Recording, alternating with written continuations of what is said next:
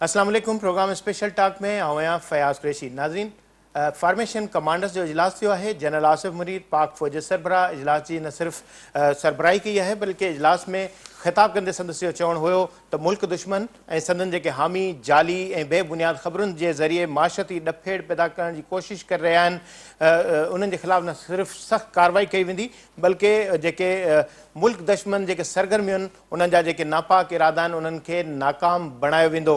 संदसि इहो बि चवणु हुयो त 9 मई जेको वाक़ियो थियो आहे उनजी न सिर्फ़ सख़्त लफ़्ज़नि में मज़म्मत कई पई थी वञे बल्कि जेको फोरम इन मक़सद जे हवाले सां जिते रियासत ऐं रियासती जेके इदारा आहिनि उन जे ख़िलाफ़ जेका नफ़रत पैदा करण जी कोशिश थी आहे उन्हनि जो घेरो तंगण जे हवाले सां बि कोशिश कई वेंदी। संदसि इहो चवणु हुयो त मास्टर माइंडनि ख़िलाफ़ जेके न सिर्फ़ कानून जी पकड़ मज़बूत कई वेंदी बल्कि अहिड़ा मनसूबा जेके जोड़ींदड़ आहिनि उन्हनि जे ख़िलाफ़ सख़्त कार्रवाई कई वेंदी। जनरल आसिम मुनीर इहो चवणु हुयो त शहीदनि जी यादगारुनि जिना हाउस जे जेको बेहुरमती कंदड़ आहिनि या ख़ासि तौर ते फ़ौजी हंधनि ते जिन हमिलो कयो उन्हनि जे ख़िलाफ़ आर्मी एक्ट ऐं ऑफिशियल सीक्रेट जेको एक्ट आहे उन तहत खेनि न सिर्फ़ु अंजाम ताईं पहुचायो वेंदो बल्कि अहिड़े क़िस्म जी हाणे का बि कोशिशि थींदी त सख़्त कार्रवाई कई वेंदी। इन जेका फार्मेशन कमांडर्स जो जेको इजलास थियो आहे इन हवाले सां असांखे टेलीफोन लाइन ते जॉइन कयो आहे सीनियर सहाफ़ी ऐं तजज़िया सिद्दीक़ साजिद साहब। सिद्दीक़ साहब अस्सलाम वालेकुम। जी वालेकुम अस्सलाम। अच्छा सिद्दीक़ साहब, आज बड़ा अहम इजलास हुआ है पाक फ़ौज के सरबराह जनरल आसिम मुनीर की सरबराही में। क्या कहना था 9 मई के जो वाक़यात हुए उसके हवाले से भी सख्त इकदाम लेने के हवाले से बातचीत की गई है? मज़ीद क्या फैसले हुए हैं जो फार्मेशन कमांडर्स इजलास हुआ है?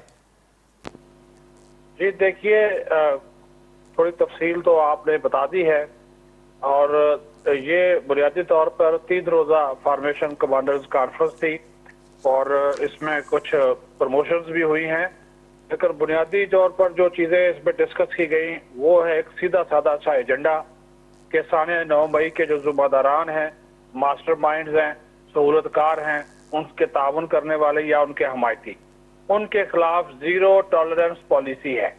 और ये मैसेज मैं सीधी बात करूंगा कि ये मैसेज तमाम इदारों को दिया गया है फौज पाकिस्तान की जानब से बशमूल हुकूमत कि फौज इस मामले के ऊपर किसी किस्म का कोई समझौता करने को तैयार नहीं है, बल्कि जो आपने प्रेस रिलीज ISPR का एक जामे एलामिया आया है उसमें आपने एक बात जो है वो सुन ली, नोट भी कर ली कि एक चीज उसमें कही गई है कि हम कार्रवाई करेंगे और आर्मी एक्ट के तहत और ऑफिशियल सीक्रेट एक्ट के तहत और उस कार्रवाई को जल्दी जो है वो आगे बढ़ाया जाए। ये एक चीज अज़म है उनका कि कुछ कह रहा था कि नहीं जी सिविलियन अदालतों में मुकदमात सिविल लोगों के खिलाफ चलाए जाए, कुछ मुतालबा मुकला का आ रहा था, कुछ और नासर कह रहे थे नहीं जिन दहशत गर्दी के अदालतें में चलने चाहिए, आर्मी की अदालतों में नहीं चलने चाहिए। लेकिन उनका जो इस हवाले से अज़म है, अब ये जो फार्मेशन कमांडर्स है ये पूरी फौज की करीम है, तमाम कोर कमांडर्स होते हैं, प्रिंसिपल स्टाफ ऑफिसर्स होते हैं, फिर तमाम फार्मेशन कमांडर्स होते हैं इस कॉन्फ्रेंस में, और हर एक का जो है वो नुक्ता नजर लिया जाता है, हर एक की राय ली जाती है, चाहे वो अच्छी हो बुरी हो, उनको मौका दिया जाता है कि 3 दिन का ये फोरम जो इजलास था इसमें इस चीज के बाद ये जो आज एक एलामिया जारी हुआ है ये उस चीज का एक मुसम्मम इरादा है और आर्मी चीफ के इसमें बार बार जो जुमले दोहराए गए हैं। और फिर आप इस चीज को नोट करें, उन्होंने कहा कि जो जाली और फर्जी इंसानी हुकूक की खिलाफ वर्जियों के इल्जामात या उसके पीछे छुपने की जो कोशिशें हैं उन्होंने कहा कि वो भी बेसूद साबित होंगी, क्योंकि हमारे पास तमाम नाकाबिले तरदीद शवाहद मौजूद हैं, फुटेजेस हैं, ऑडियोज, दस्तावेजात हैं। तो उन्होंने कहा कि जब ऐसे शवाहद मौजूद हैं कि ये लोग जिना हाउस के ऊपर और दीगर फौजी तरसीबात के ऊपर हमला करने में मुलव्वस थे, तो फिर किसी तौर पर भी उन लोगों को गैर किरदार तक पहुंचाए बगैर ये आराम से उन्होंने कहा कि नहीं बैठा जाएगा। जी अच्छा सिद्दीक़ साहब, जिस तरह फार्मेशन कमांडर का इजलास बड़ा तवील इजलास था, वैसे भी ये इजलास होता है तो वो 1 या 2 रोज़ तक वो रहता है, जारी रहता है इजलास, मगर इस दफ़ा कुछ तवील ही इजलास हुआ है, तो इसमें भी कोई ख़ास बात थी कि जिस तरह जो फैसले आज सामने आए हैं कि सख्त जो बयान आया है ISPR का और उन्होंने ये कहा है कि जो जिन लोगों ने ملک کی سلامتی کے حوالے سے جو پیش رفت کی ہے، جو ناپاک جو عزائم ہیں ان کے خلاف سخت کارروائی کی جائے گی، تو اس کے پیچھے کوئی سمجھتے ہیں کوئی اتنا طویل اجلاس کرنے کے پیچھے بھی کوئی لاجک تھی کہ اتنا اس معاملے پر غور فکر کیا گیا ہے کہ ان لوگوں کو کس طرح جو ہے کیفر کردار تک پہنچایا جائے؟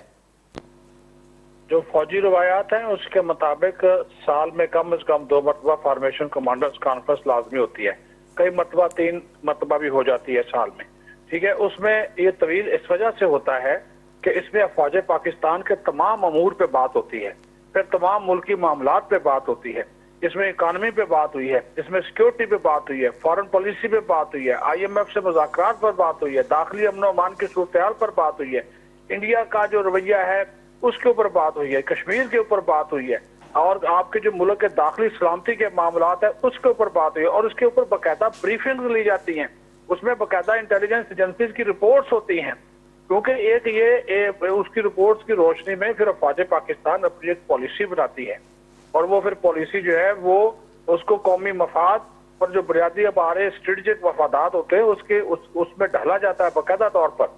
تو یہ ایک ادارہ جاتی جو فورم ہے، جب اس کے اوپر ڈسکشن ہوتی ہے، انتہائی سنجیدہ ڈسکشن ہوتی ہے، باقاعدہ ایجنڈا پوائنٹس ہوتے ہیں، تو اس کے اوپر ساری کیونکہ جس طرح میں نے آپ کو بتایا اس وقت اس کا فارمیشن کمانڈرز کانفرنس کا ہونا اس وجہ سے بھی بہت زیادہ اہمیت کا حامل ہے، بلکہ غیر معمولی اہمیت کا حامل ہے کہ اس میں ثانیہ 9 مئی جو ہے وہ خصوصی طور پر انڈر ڈسکشن رہا۔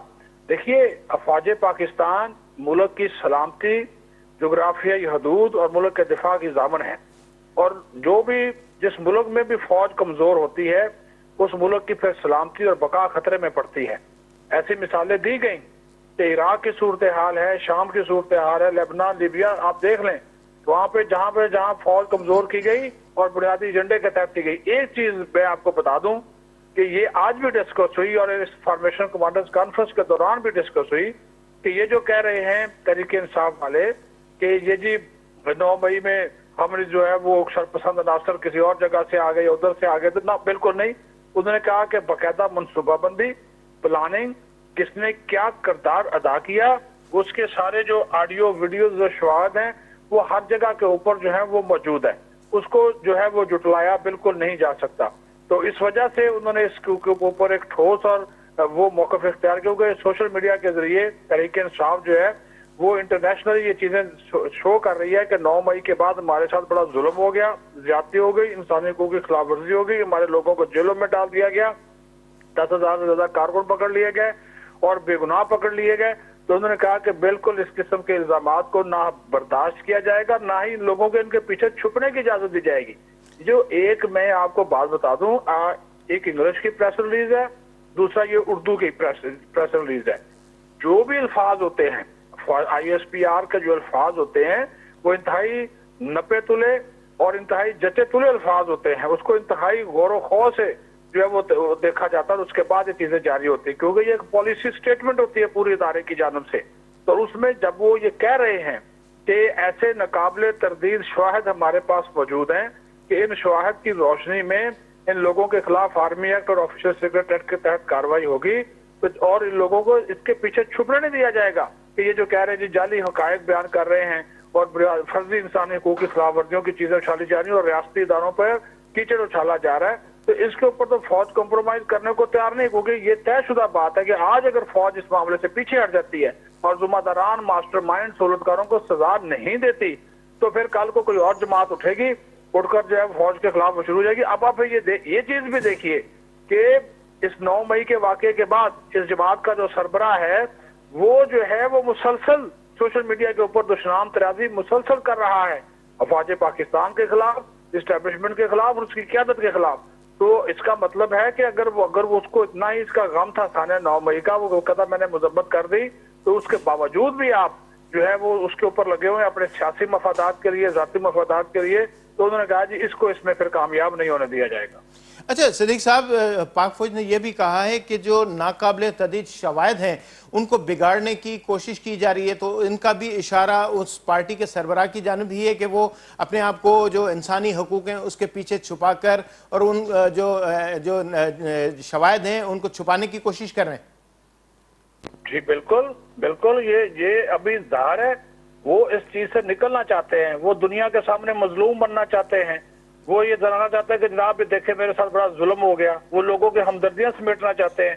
لیکن یہ پھر وہ ان ویڈیوز کا ہم کیا کریں, ان آڈیوز کا ہم کیا کریں, ان کی ٹیلی فون کالز کا ہم کیا کریں جو کہ منظر عام پر آ چکی, سارا ڈیٹا موجود, کس نے کس کو کال کی, پھر ان لوگوں کے اپنے جو بیانات ہیں اس کا کیا کریں, اس کو کس طرف دیکھیں.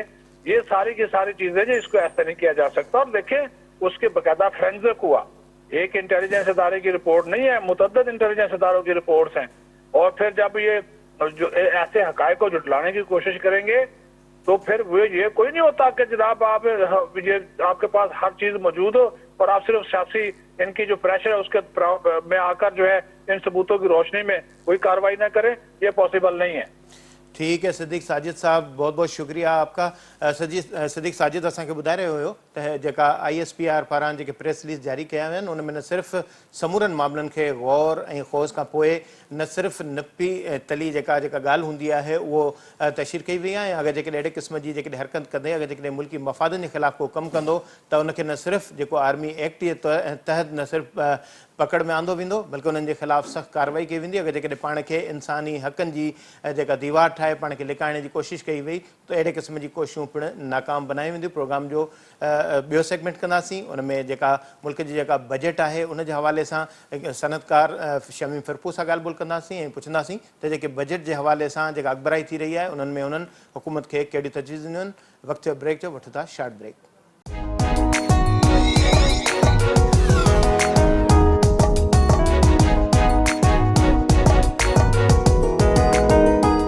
ویلکم بیک ناظرین. ملک کی بجٹ اچن کے حوالے سے ڈی تیزی سے ویجو اچن پہ تھا. وفاقی بجٹ 9 مئی تے پیش تھن جو امکان ہے. اڑی طرح سے صوبائی بجٹ جو مرحلے وار خاص طور سے سندھ جو بجٹ ہے وہ 10 مئی تے پیش تھن کے حوالے سے امکان ہے.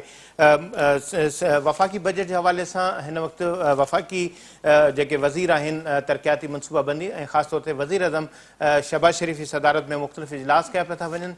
ملک کی بجٹ ہے خاص طور سے ان وقت IMF وارو جو معاملو ہے بنا IMF کے پہلی دفعہ کافی سالن کا پوئے یہ بجٹ جو تیار کیا پہ تو ونے بدائے پہ تو ونے تو وفاقی بجٹ لگ بھگ 6 خرب روپیہ جو خسارے کی ہوں 6000 ارب روپیہ یعنی 6 خرب روپیہ قرضن کی ادائیگی کے مد میں 3700 ارب روپیہ ادا کیا ویندا. دفاع کے حوالے سے 1800 ارب روپیہ مختص کیا ویندا. اڑی طرح سے سبسڈی جو پروگرام ہے وہ بھی منصوبو ہے پروگرام رکھنے کے حوالے سے جن میں خاص طور سے بجلی گیس پیٹرول خوراک کے حوالے سے 1400 ارب روپیہ رکھا ویندا. اڑے طرح سے BISP لائے 115 ارب روپین میں ودائے 350 کا 450 ارب روپیہ تائیں رکھنے کی تجویز ہے. بیت المال کے حوالے سے 12 ارب روپیہ رکھا ویندا. صحت کے حوالے سے 12 ارب روپیہ رکھا ویندا. 2700 ارب روپیہ مجموعی طرح سے ترقیاتی بجٹ شامل ہوں جن میں خاص طور سے وفاق جو حصہ ہوں وہ 1100 ارب روپیہ ہوں جن میں باقی بین صوبن کی بجٹ بھی شامل ہوں. ان وقت بجٹ ترقیاتی بجٹ جو تیار کیا ان میں بدائے پہ تو وجے تو بلوچستان لائے ان وقت 135 ارب روپیہ مختص کرنے جو منصوبو ہے. سندھ کے لائے 80 ارب روپیہ. پنجاب کے حوالے سے 79 ارب روپیہ ترقیاتی بجٹ ہے وہ شامل کی ویندی. خاص طور سے ملک میں ودندڑ غربت واری صورتحال ہے ان کے نظر میں رکھندے بجٹ کی تیاری میں یہ منصوبہ جڑیا ون. پر ان سے گڈو گڈ انفارمیشن ٹیکنالوجی والا شعبو ہے ان کے ہتھی ڈیण کے حوالے سے بھی منصوبہ بندی ہے. خاص طور سے توانائی جا منصوبہ ہیں انہن کے بھی ان بجٹ جو حصو بنایا پہ تو وجے. ملک میں بجلی جا منصوبہ ہیں ان میں کوشش یہ ہے تو ہاں ایندڑ وقت میں درآمد کل فیول ہے ان کی مدد سے تیار تھیندڑ بجلی ہے ان جو منصوبو ہاں نہ لگائے تو ان حوالے سے حکمت عملی جوڑی وئی ہے. IMF جی ملک کے بجٹ کا الگ تھن کا پوئے مجموعی صورتحال ہے وہ انتہائی مشکل صورتحال چی تو وجے تھی. پر ان میں قرض ادا کرنے کے حوالے سے رقم ہے وہ مختص کرنی پوندی. ممکن ہے موجودہ حکومت کی مدت ختم تھے یا نگران سیٹ اپ اچے یا بھی سیٹ اپ ڈیندو ان میں IMF سے نئی بجٹ کی تیاری ہے ان کے حوالے سے گال بول تھی. خاص طور سے ان وقت IMF पंहिंजो नओं जेको शेड्यूल जारी कयो आहे, जेको उन मुताबिक़ उन में पाकिस्तान खे उन शेड्यूल में शामिल नाहे कयो वियो। मुल्क में कहिड़ियुनि शयुनि जी ज़रूरत आहे ऐं बजट में कहिड़ियूं तजवीज़ूं हुजणु खपनि ऐं कहिड़ी बहितरी जे हवाले सां रस्ता अख़्तियार करे सघजनि था, त इन हवाले सां असां सां टेलीफोन लाइन ते जॉइन कयो आहे मोहतरम शमीम फिरपू साहब। वो कराची चैम्बर ऑफ कॉमर्स जा अॻुवाण बि आहिनि ऐं फिरपू इंडस्ट्रीज जा मालिक बि आहिनि। फिरपू साहब अस्सलाम वालेकुम। वालेकुम अस्सलाम वरहमतुल्लाहि वबरकातुहू। अच्छा फिरपू साहब, मुल्क की बजट की आमद है, बस ये समझें कि 24 से 48 घंटे का जो वक्त रह गया है, वफाकी बजट आएगा। ज़ाहिर है उससे मुल्क की सनतें भी जुड़ेंगी, मुल्क की गुर्बत के खात्मे के हवाले से भी फैसले होंगे। तो कराची चैम्बर या मुल्क के जो ताजिर हैं उन्होंने इस हवाले से कोई प्लान बनाया है जो वफाकी हुकूमत को तजावीज़ दी हैं? क्या तजावीज़ दी हैं, क्या समझते हैं कि बजट में क्या होना चाहिए? देखिए, बात यह है कि तजावीज़ तो हमने बहुत सारी दी हैं लिखकर, और हर साल देते हैं, कोई नई बात नहीं है। और अभी क्योंकि वज़ीर आज़म साहब आए हुए थे, उन्होंने यहाँ पर एक मुशावरत भी बुलाई थी, उसमें भी उनसे बात हुई है। सॉरी। उसके अलावा फिर इस्लामाबाद भी गए, इस्लामाबाद में भी यानी उनसे फाइनेंस मिनिस्टर थे, इनसे उनसे सबसे बात हुई। अब सूरत हाल ये है कि उनसे यही कहा गया था कि जनाब बजट आप जो बनाएं तो उसके अंदर कम से कम स्टेक होल्डर्स को साथ बिठाएं और उनको बताएं कि आप करना क्या चाहते हैं। तो हालात अच्छे नहीं है, इंडस्ट्री काफी बंद पड़ी है, कारोबार बिल्कुल यानी गए थे ठप पड़े हैं। छोटा ताजिर हो या बड़ा ताजिर हो, कोई भी खुश नहीं है और यानी मुश्किल हालात को फेस कर रहे हैं। तो मेरा कहने का मकसद ये था कि अगर ये ताजिरों को साथ बिठा के पहले उनसे एक मर्तबा डिस्कस कर लें ओपन हार्ट के भाई यानी क्या करना चाहते हैं, उसके अंदर क्या फवाइद होंगे, स्टेक होल्डर्स उसमें मुतमईन होते हैं या नहीं होते, तो ये एक अच्छा इकदाम हो जाएगा और बजट को फिर लोग वेलकम भी करेंगे क्योंकि उसके अंदर मुशावरत शामिल होगी अपने स्टेक होल्डर्स की। लेकिन अगर आप वन साइडेड करेंगे, जैसा कि सुनने में आ रहा है, समझने में आ रहा है कि जी अब फिर मजीद और टैक्स लगेंगे, पहले ही हालात इतने खराब हैं और टैक्स लगने की वजह से जो महंगाई और जो परेशानी है लोगों को वो मजीद बढ़ जाएगी, तो फिर उसके अंदर फिर वो बात नहीं बैठेगी। फिर उसके बाद बैठ के वही अपना एनोमलीज होंगी, एनोमलीज को दूर करने के लिए आप बैठेंगे, तो इसमें कोई फायदा नहीं है, वक्त का ज़िया है। तो वक्त को बचाने के लिए बेहतर यह है कि दोनों फरीक आमने सामने बैठे और वो अपनी तजावीज़ रखें, उसके ऊपर बाकायदा खुल के डिबेट हो कि क्या मुल्क के मफाद में है, क्या आवाम के मफाद में है, और फिर उसको पाए तकमील तक पहुंचाने के लिए वो बजट में लेकर आए तो देर पा होगी और बात पक्की भी होगी, सच्ची भी होगी। अच्छा शमीम साहब, जिस तरह बजट की तजावीज़ के हवाले से ताजरों को शामिल नहीं किया जा रहा, बिलखुसूस जो कौमी इक्तसादी काउंसिल जो है उसके हवाले से जो कौमी इकनॉमिक जो काउंसिल है उसका जो इजलास हुआ है उसमें यह भी फैसला सामने आया है कि रात को 8 बजे दोबारा कारोबार बंद करने के हवाले से जो है वो फैसला किया जा रहा है। तो उस हवाले से क्या समझते हैं कि ये मस्बत फैसला है या इससे और भी जो सूरत हाल है उस पर जो मनफी असरात मुरतब होंगे? देखिए, मैं आपको अर्ज करूं कि ये माजी में भी 2-3 मरतबा हो चुका है, लेकिन इसके ऊपर अमल दरामद नहीं हुआ। और मसला सिर्फ यही है कि हुकूमत अपने यानी फैसले तो ले लेती है, लेकिन उसके बाद फिर उस पर इम्प्लीमेंटेशन नहीं होता। जब इम्प्लीमेंटेशन नहीं होता तो फिर लोगों का एतमाद खत्म हो जाता है, वो मजरूह हो जाता है और फिर ट्रस्ट खत्म होता है तो फिर जाहिर बात है और 10 किस्म की परेशानियां आती हैं सामने। तो मैं ये समझता हूं कि कोई भी कदम उठाने से पहले अगर मुशावरत कर ले तो मुशावरत में क्या फर्क पड़ता है, ये तो सुन्नत है, सुन्नत नबी है कि हुजूर सल्लल्लाहु अलैहि वसल्लम यानी क्या कहते हैं मुकम्मिल टाइम रखते थे, लेकिन उसके बावजूद फिर भी अपने लोगों से मशवरा किया करते थे। तो इसमें करने में हर्ज क्या है? हर आदमी अपने आप को अक्ल कुल समझ के क्यों बैठ गया है? अच्छा शमीम साहब, जिस तरह आपने बात ये की कि मुशावरत में हुकूमत शामिल नहीं करती तो मसाइल ज़ाहिर जो पैदा होते हैं, फिर मुश्किलात का भी सामना करना पड़ता है। तो इस सूरत हाल में जहाँ मुश्किलात पैदा होती है वहाँ ملک کے ساتھ اس وقت بڑا مسئلہ ہے کہ پاکستان کے پاس ڈالرز نہیں ہیں، امپورٹ کا معاملہ جو ہے وہ بالکل ہی یہ سمجھیں کہ بند ہو کر رہ گیا ہے۔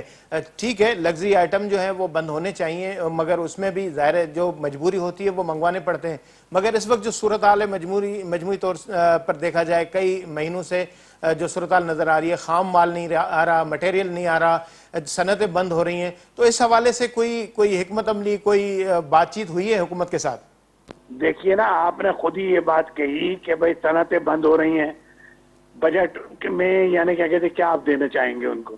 اگر یہی بات آپ بیٹھ کے اسٹیک ہولڈر کو بلا لیں اور ان کے ساتھ بیٹھ کے بات کریں، ہم اگر آپ سے کہیں کہ بھائی امپورٹ کھولو اس چیز کی، تو آپ بتائیں کہ جی امپورٹ کھولنے میں آپ کو نقصانات کیا ہیں، ہو سکتا ہے ہم آپ کے قائل ہو جائیں۔ لیکن اس طرح سے صنعتیں بند جو ہو رہی ہیں، تو اس کو ہمیں پتہ ہی نہیں کہ آپ کو اس کا ملال ہے یا نہیں ہے۔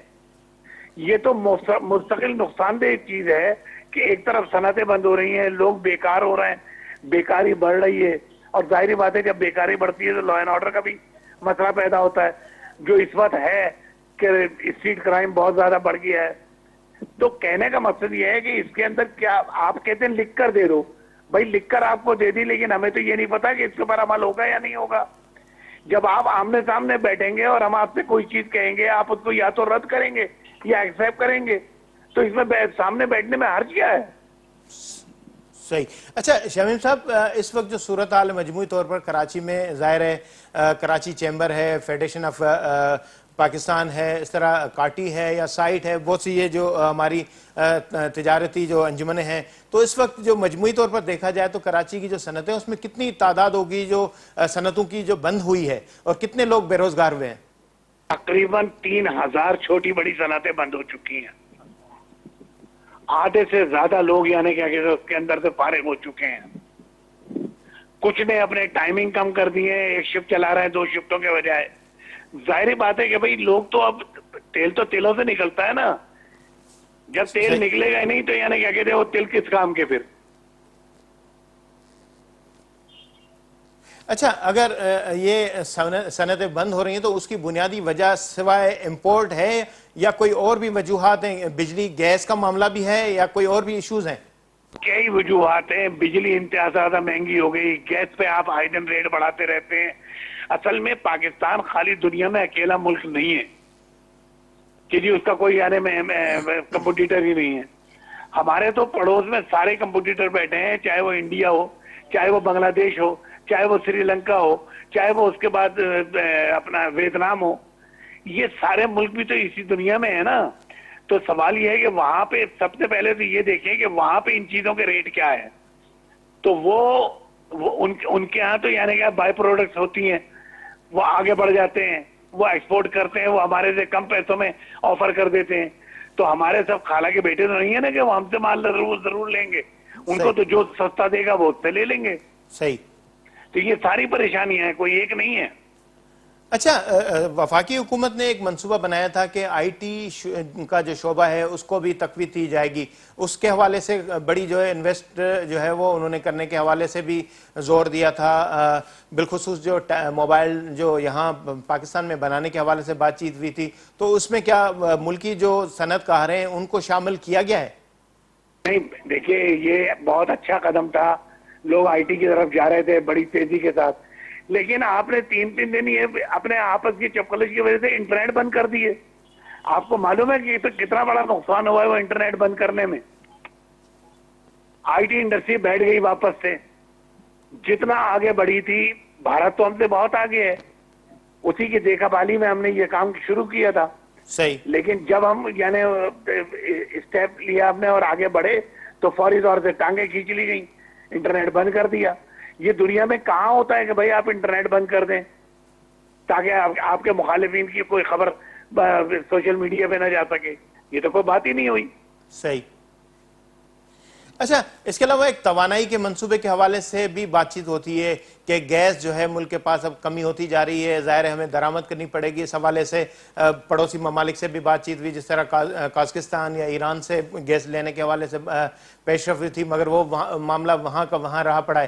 مگر بجلی جو ہے کوئلے پر تقریباً کوئی سندھ میں 3200 میگا واٹ بن رہی ہے, اس کے بعد ونڈ انرجی جو ہے اس سے بھی 2000 کے قریب جو ہے وہ میگا واٹ بجلی بن رہی ہے. تو یہ اتنی جو انڈکٹ ہوئی ہے بجلی, اس کے باوجود بھی یہ بجلی کا معاملہ کیوں حل نہیں ہو رہا, اور گیس کے حوالے سے پیش رفت کیوں نہیں ہو رہی؟ میں کراچی میں تو خاص طور سے میں کہتا ہوں کہ الیکٹرک جو ہے وہ بہت بڑا وائٹ ایلیفینٹ ہے.